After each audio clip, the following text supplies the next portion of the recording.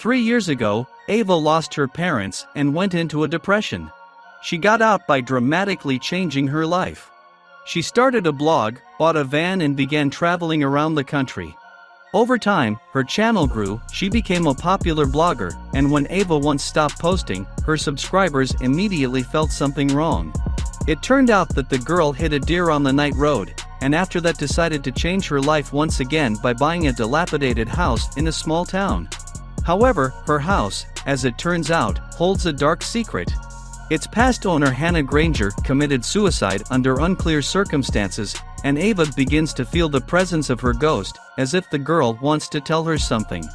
Director Jon Wagner doesn't have a lot of directorial works, but his name is firmly associated with a lot of competent horror and thrillers, on which he worked as a producer. He worked on Lucky McKee's horror comedy All Cheerleaders Die and the surreal thriller Starry Eyes with Alexandra Esso, but also produced Craig Zahler's Bone Tomahawk, the sequel to Johannes Roberts' The Strangers, the powerful slasher haunt and the reboot of the Wrong Turn franchise. With a track record like that, it's safe to say that Wagner at least understands the genre. Nevertheless, Cabin Girl disappoints rather than impresses. A potentially brilliant either mystical or psychological horror fails the most important thing a movie can have, the script.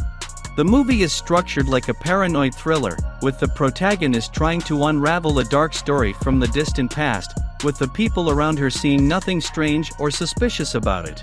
This is a great basis for intrigue, so viewer could spend the entire movie wondering whether the protagonist is really looking for a black cat in a dark room while there is none, or whether it's all just a massive conspiracy, designed to distract her from the truth. However, the authors are unable to balance the opposing sides, especially since there are not 2 but 3 of them.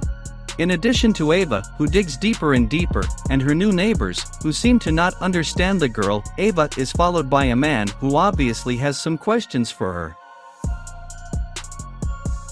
A sloppily constructed confrontation quickly suggests that there was more to that night's accident than a deer being hit. The hints Ava gets from a ghost don't fit well with Hannah's story. But most revealing is a mysterious stalker, who obviously has nothing to do with what's going on in this town. As a result, you piece together the puzzle by the middle of the movie, and the rest of the time you just wait for the explanation, noting the accumulating questions to the logic, many of which, by the way, will never be answered. For example, why this stalker initially did not start acting through the police.